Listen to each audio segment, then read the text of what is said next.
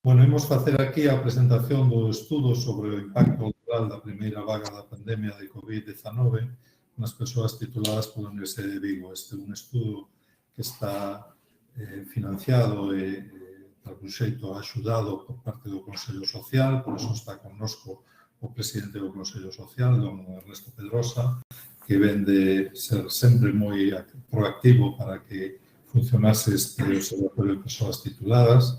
Están tamén connosco Luís Espada, o primeiro reitor da Universidade de Vigo, que xerou, creo que unha institución que siga a seguir os seus pasos, siga a estar moi viva e sigue a funcionar de xeito, eu penso que moi activo.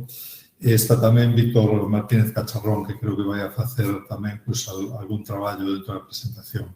En primeiro lugar, doulle a palabra ao profesor Espada para que faga esta presentación do estudo e do libro que sae deste estudo realizado ao longo do ano pasado. Cando queiras, Luis. Bien, pues muchas gracias. Buenos días. Bueno, el estudio que se presenta es un informe histórico y pionero dentro del sistema universitario gallego y español, realizado por el Observatorio de Personas Tituladas de la Universidad de Vigo bajo el patrocinio y colaboración del Consejo Social. Su contenido puede servir de guía y de norte para otras instituciones públicas o privadas que quieren llevar a cabo un trabajo similar, pues aquí se le indica la tecnología, la metodología y las técnicas operativas que hay que realizar. A lo largo de esta exposición, el coautor de ese trabajo, Víctor Manuel Martínez Cacharrón, pues irá mostrando diferentes infografías que complementarán aspectos relativos a las informaciones que se irán apuntando. A modo de prólogo, ¿verdad? Ya ustedes saben que en diciembre del 2019 se dio a conocer en China la presencia de un nuevo virus llamado el SARS-CoV-2. Y en los 2 meses siguientes se propagó en todo el planeta hasta convertirse en una pandemia. Pues bien, en marzo del 2020, el Observatorio de Personas Tituladas de la Universidad de Vigo pues intentó contactar y ha contactado con personas tituladas por esta universidad, residentes primero en el extranjero. Primero empezamos por Italia, Alemania y luego continuamos, solicitándole una crónica, una especie de informe sobre su experiencia personal, su experiencia profesional durante el confinamiento. Y a esas crónicas le llamamos el Corpo Diplomático de la Universidad de Vigo. Y entre el 13 de marzo y el 19 de mayo recibimos un total de 60 crónicas, 60 informes procedentes de 27 países de los 5 continentes y relataban la implantación del trabajo, la pérdida del empleo, los problemas en sus vidas personales y familiares. Y más lo hacían en tiempo real. Voy a leer solamente un detalle de una persona titulada que trabajaba en la Universidad de Cambridge, en Inglaterra, y decía: al tiempo que estoy escribiendo esta crónica, el relato, estoy viendo a Boris Johnson hablar sobre... Es decir, es el tiempo real, el tiempo importante. Bien, pues después a continuación, en España, como ustedes saben, el estado de alarma fue decretado el 14 de marzo y entonces hubo hasta el mes de julio, distintas fases de desescalada y en junio se produjo lo que se llamó el retorno a la nueva normativa. Galicia entró oficialmente el 19 de junio. Pues bien, después de la iniciativa de este cuerpo diplomático de la Universidad de Vigo, desde el observatorio creímos conveniente realizar una encuesta a todos los antiguos, a los antiguos alumnos registrados en nuestra base de datos sobre el impacto de esta pandemia. Y queríamos analizar 3 aspectos diferenciados e interrelacionados entre sí.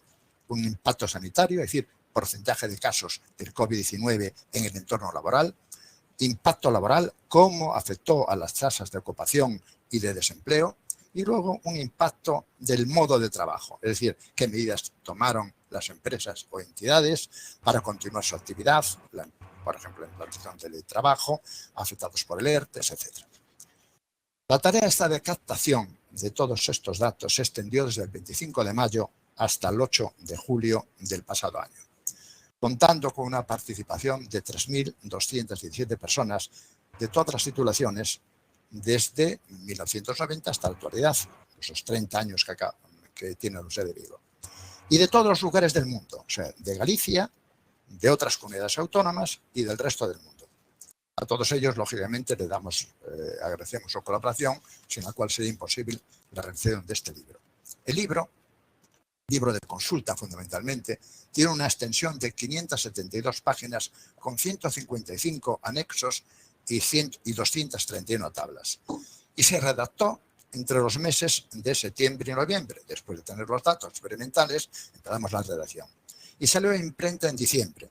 La idea era presentarlo en enero, presencialmente, pero como ustedes saben, la situación del confinamiento es la que hay y entonces se hace hoy de forma telemática.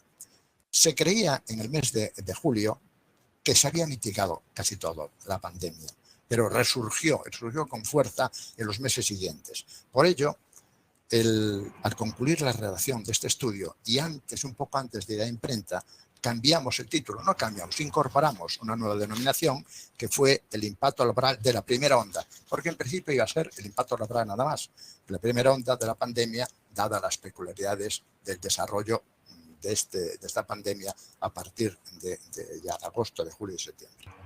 Pues bien, de acuerdo con esto, matizaremos los tres aspectos que acabo de indicar. Primero, el impacto sanitario. Un 34% de las personas tituladas refirió la existencia de casos de contagio en su entorno laboral. En España era el 58% y en Galicia el 28%, o sea, mucho menos. Hubo también más incidencia en el ámbito público, lo cual es normal, que en las empresas privadas, en una dirección de 44 a 30. Hubo más incidencia en las grandes empresas que en las medianas y en las microempresas, tal como en infografía se va indicando. Con respecto al impacto laboral, seguía si consideramos el 100%, tendríamos lo siguiente: un 86% seguía en el mismo empleo, el 1,2% cambió de empleo y el 0,6% encontró empleo. Un 5% perdió el trabajo en ese periodo, un 3% seguía en la misma situación, es decir, preparando oposiciones, estado jubilados, estudiantes, etc. Desde el punto de vista de la tasa de ocupación, podemos decir que globalmente fue pasando de un 92 a un 87%, y en Galicia siempre ha sido la peor en este sentido, porque pasó del 91,7 al 86,7, en fin, lugar de trabajo me refiero. En el extranjero fue menor, de 93,7 al 91,4. Y la tasa de desempleo igualmente, globalmente se pasó de un 4,7 al 9,3, es decir, aumentó porcentualmente un 97%. Y siempre en Galicia pasó un poco más, porque pasó del 5% al 10%, en el peor, mientras que en el extranjero fue del 3,3 al 5,6.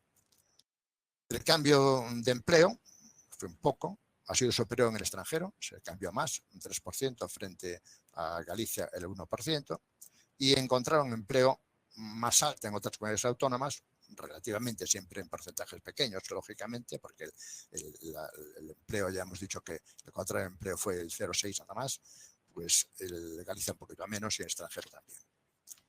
Y con respecto a la pérdida de empleo, en Galicia también se situó un poco la peor, porque representa el 5,4%. En España era el 4,8% y en el extranjero el 2,3%. Y la pérdida de empleo afectó más a las microempresas y a las grandes empresas, y afectó más a las personas con contrato temporal, eventual, que con contrato indefinido. Y las causas, como siempre, de la pérdida de empleo, pues la financiación del contrato, la suspensión de actividades profesionales, despidos, etc. Y aquí quiero matizar una nota. Casi el 52% de las personas tituladas que perdieron el empleo esperaban, estoy hablando en la primera pandemia, en la primera oleada, esperaban recuperarlo a corto plazo. Bien, y con respecto al impacto a modo de trabajo, globalmente fue el teletrabajo desde casa, representó el 54% globalmente. En el trabajo presencial solamente el 34%, y los ERTES el 5,7%. Aquí matizo, fíjese bien, el 5,7% frente a los ERTES que en otras profesiones es mucho mayor, en otros trabajos, en fin, profesionales. Aquí, para personas tituladas, fue relativamente bajo. Y en el trabajo, con respecto al teletrabajo, en el extranjero predomina más el 73%, en Galicia el menos, un 50%, frente a un 39% de presencial. Y tengo que matizar también lo siguiente: el teletrabajo fue el único modo de trabajo en la mitad de los 46 países evaluados. Salieron 46 países de este estudio, entre ellos Bélgica, Irlanda, Dinamarca y Brasil. Y el teletrabajo fue mayoritario, lógicamente, en los sectores de las telecomunicaciones, de investigación, banca, seguros, en menor proporción, lógicamente, en la alimentación, automoción,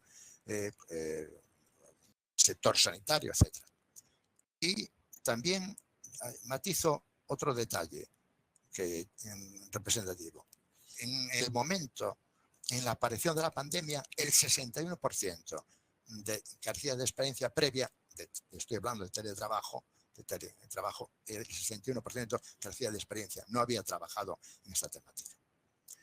Con respecto a las medidas organizativas adoptadas para continuar la actividad, pues lógicamente los directores y mandos intermedios, casi todos, un 85%, tuvieron que aplicar pues medidas organizativas para enfrentarse a la pandemia. Y las principales medidas pues fueron, como siempre, la aplicación del teletrabajo, restricciones de viajes y de reuniones presenciales, intensificar la seguridad y la higiene, flexibilizar los horarios, medidas formativas e informativas, confinamientos y prevención a empleados afectados, etc.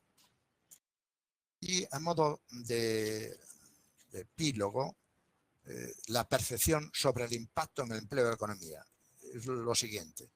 ¿Cuál era el temor a la pérdida del empleo o el temor al poder adquisitivo? El temor a perder el poder adquisitivo a corto plazo era del 25% y a largo plazo las personas consideraron un 14%. En cambio, el temor al cierre de la empresa en que trabajaban a corto plazo era el 7% de todos los encausados, todo lo que se ha recibido de las encuestas, y a largo plazo el 3,4%. Y hay otro detalle que me interesa matizar. El 56% cree que el impacto de la pandemia en la economía sería negativo y duradero, pero un 40% no, que sería pasajero. Estamos hablando del periodo de marzo a julio, lógicamente. Y incluso un 4% que no tendría impacto. El 72% afirmaba que la situación económica del hogar no se vio alterada en la primera ola de la pandemia. 72%. Un 25% sí, declaró que había empeorado. Y un 67% creía que la situación económica de su hogar no va a mejorar en los próximos meses. Había en el libro, verán ustedes, un apartado que es pregunta abierta. Y la pregunta abierta fue interesantísima porque recogíamos los comentarios y sugerencias recibidas. Y las personas tituladas que participaron en este estudio nos demandaron en los comentarios y sugerencias que nos transmitieron varias cuestiones que incumbían al futuro.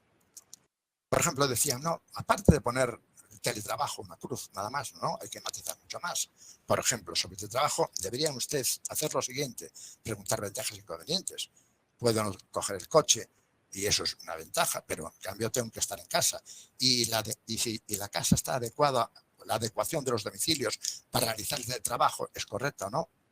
Si el puesto de trabajo permitía el teletrabajo y si es compatible con el trabajo presencial. Detalles que lógicamente que había que ir matizando. Incluso sobre los ERTEs decían, oiga, hay que hablar tanto de la extensión en el tiempo y las incidencias producidas, por ejemplo, en la tramitación, en las demoras, en el cálculo de percepciones, y sobre la influencia de la crisis. También hay que preguntar sobre la carga del trabajo. ¿Aumentó la carga del trabajo? ¿Disminuyó? ¿Sigue igual?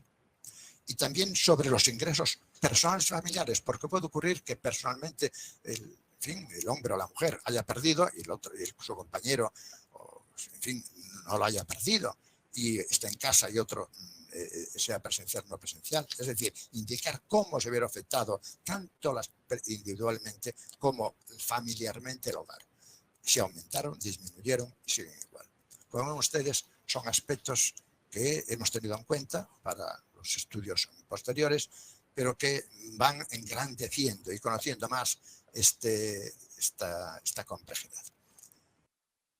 Y finalmente debo decir que el libro se va a difundir a todas las ciudades españolas, a la Universidad de Vigo, con el equipo rectoral, directores de área, miembros del Consejo Social, decanos, directores de centro, directores de departamentos, bibliotecas, sociedad civil, bibliotecas públicas y privadas, representaciones de las asociaciones y entidades públicas y, por medio de correo electrónico, a todas las personas tituladas que figuran en la base de datos del observatorio, que es alrededor de unas 13.000.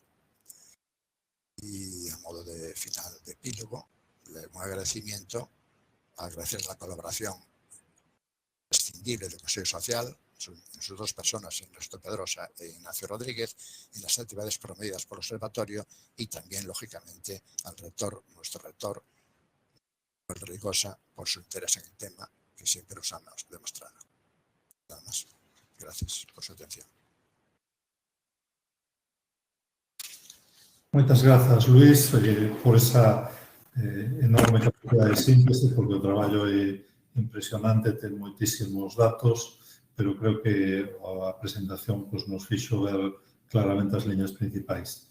Eu sumo o meu agradecemento que antes fixen a Ernesto e tamén creo que paga a pena citar a Ignacio Rodríguez porque tamén está moi implicado. Ernesto, cando queiras, tes a palabra.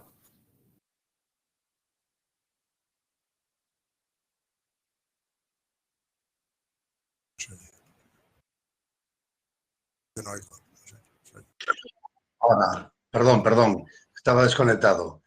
Bueno, buenos días, rector magnífico de la Universidad de Vigo, que ahora hay que decirlo de vez en cuando, porque ya no se dice muchas veces, pero bueno, querido Pachi.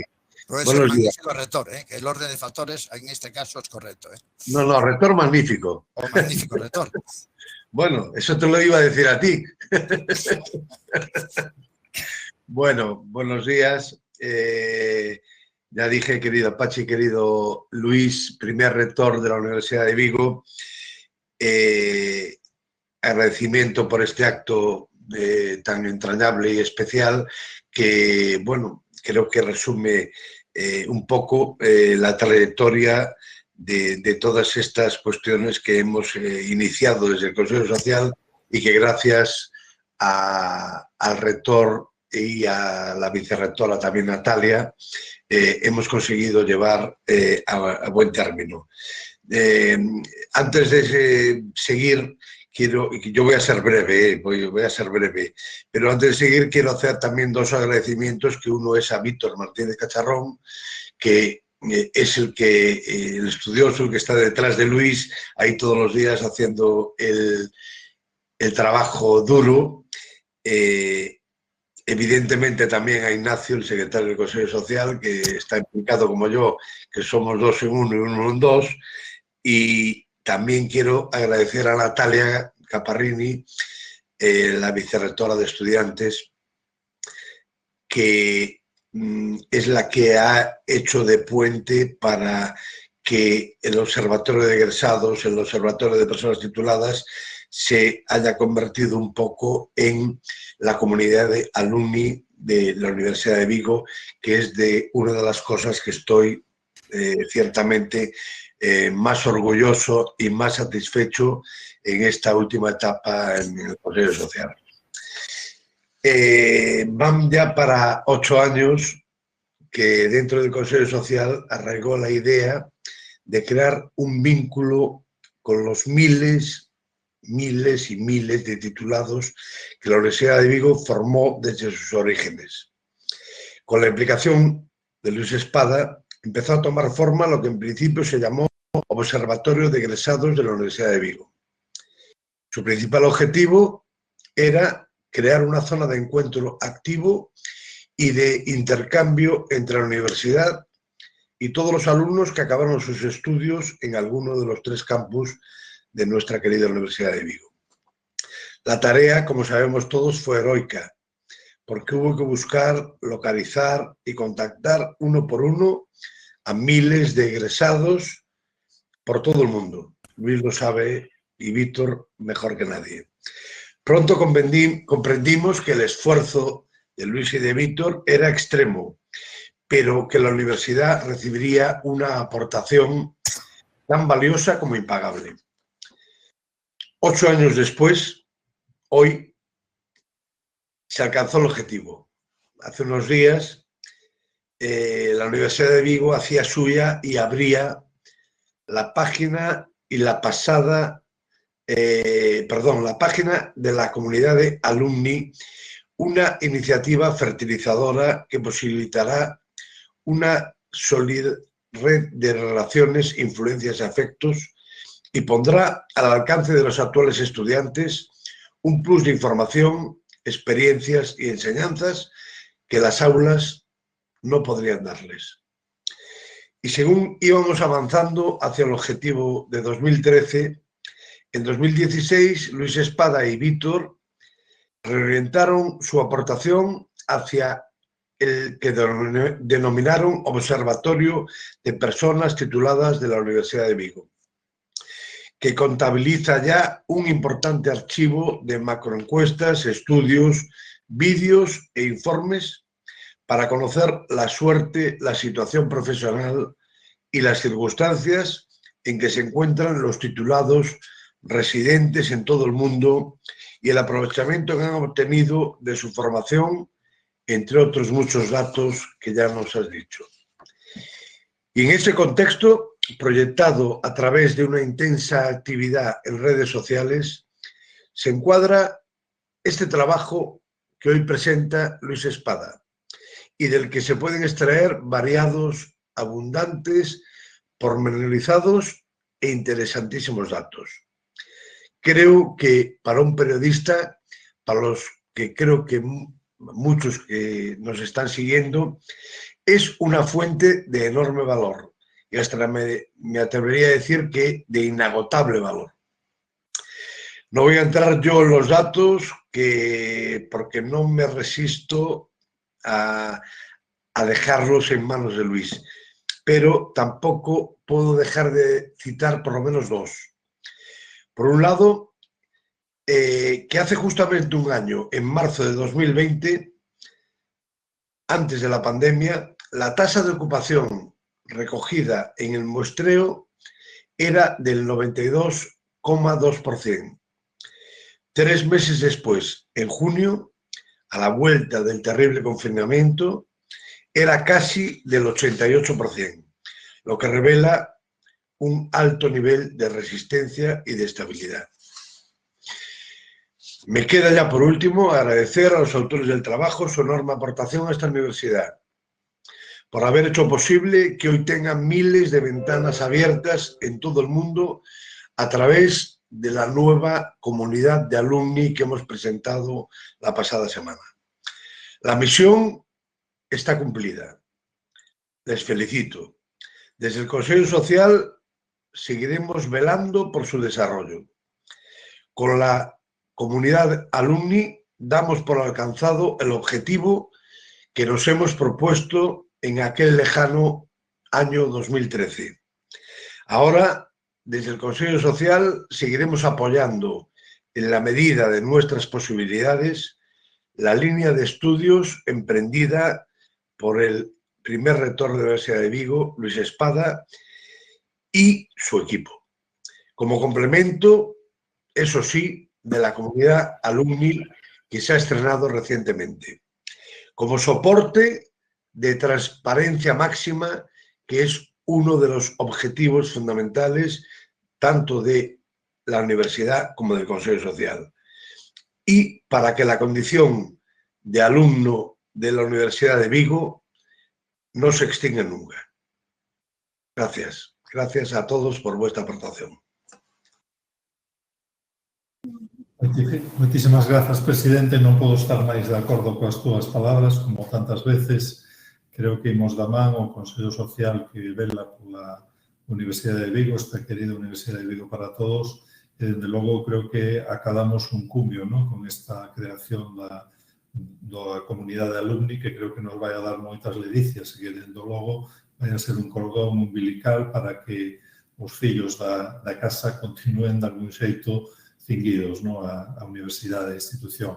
Creo que pode ser beneficioso para todos, como moi ben se pode albiscar nos traballos previos realizados por Luis Espada, pois porque realmente eles son os nosos primeiros embaixadores, son xente que quere a casa, que quere que ten o seu agarimo para a Universidade de Vigo e que poden participar connosco en moitas actividades futuras. E, ademais, creo que a Universidade ten a capacidade de ofertar de formación ao longo de toda a vida, co cal creo que imos ter un círculo virtuoso, non?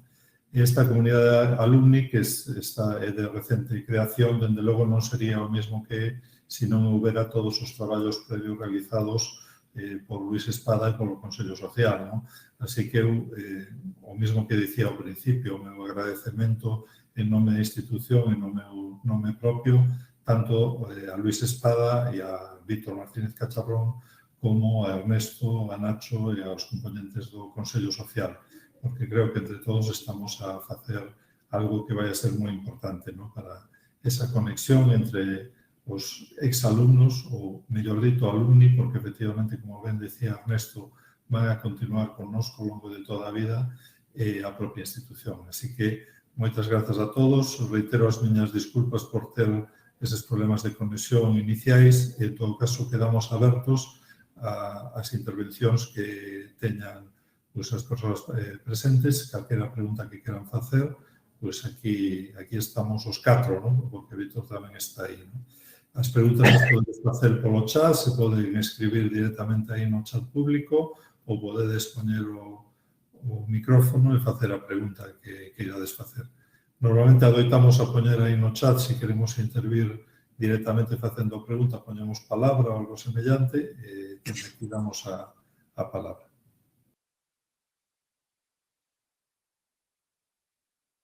Acaba de pendurar Víctor o enderezo do informe, simplemente picando aí, pois xa atopades o estudo completo.